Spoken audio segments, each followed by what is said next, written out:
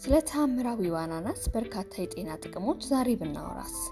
ይህ ፍሬ በቪታሚኖች፣ ማዕድናትና ፋይበር የበለጸገ ሲሆን ጉንፋንን ለመዋጋት፣ አጥንትን ለማጠናከር፣ የምግብ መፈጨትን ለማሻሻል፣ የአይን ጤናን ለመጠበቅ፣ የአርትራይተስ ምልክቶችን በመቀነስ፣ የደም ግፊትን በመከላከል፣ የደም መርጋትን የመጋለጥ ዕድልን በመቀነስ፣ አንታይኦክሲዳንትን በማቅረብ፣ ማቅለሽለሽን በመከላከል፣ ጭንቀትን በመቅረፍ፣ ጉልበት እንዲጨምር በመርዳት፣ ብጉርን ለመከላከልና ጤናማና ዛላ ወፍራም የሆነ ፀጉርን እንዲኖረን ያደርጋል።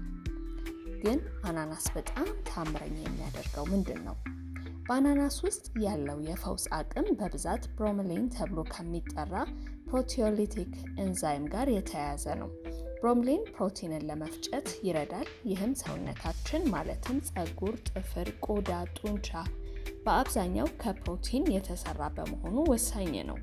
እንዲሁም ጠንካራ አንታይ ኢንፍላሜተሪ ባህሪ ያለው፣ ይህም ሳይነሳይተስ፣ ኦስቲዮአርትራይተስ እና ከራስ ሰር በሽታዎች ጋር የተያያዙ ኢንፍላሜሽን ለመቀነስ ይረዳል።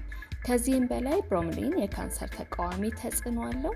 የምግብ መፈጨትን ያሻሽላል፣ የደም ስር ጤናን ያሳድጋል፣ የደም ግፊትን ይቀንሳል፣ እንዲሁም በሰውነት ውስጥ ያለውን የስብ መፈጨት በማፋጠን ክብደት መቀነስንም ሊረዳ ይችላል። ሴንሲቲቭ የሆናችሁ ሰዎች የሌላ የፕሮቲን ምንጭ ካለው ምግብ ጋር ውሰዱ። ለምሳሌ ከእርጎ ጋር። አናናስ ከእርጎ ጋር ከበላን አናናስ ውስጥ ያሉት ኤንዛይሞች በእርጎና ባፋችን ውስጥ ይሰራሉ። ነገር ግን ምንም አይነት ምልክት ላናይ እንችላለን። ብሮሜሊንን ከሌሎች ምግቦች በተለይም ፕሮቲኖች ጋር ከተመገብን የምግብ መፈጨት በጣም የተሻለ ይሆናል። ይህ ደግሞ በጣም አስፈላጊ ነው። ባጭሩ አናናስ ከብሮሜሊን ይዘቱ ጋር ብዙ አይነት የጤና ጥቅሞችን ይሰጣል። ይህንን መረጃ ለጓደኛውና ለቤተሰቡ ሼር ያድርጉ። አስተያየቶን በኮሜንት ሴክሽን ላይ ያስቀምጡ። ከሁሉም በላይ መልካም ጊዜ ይሁንላችሁ።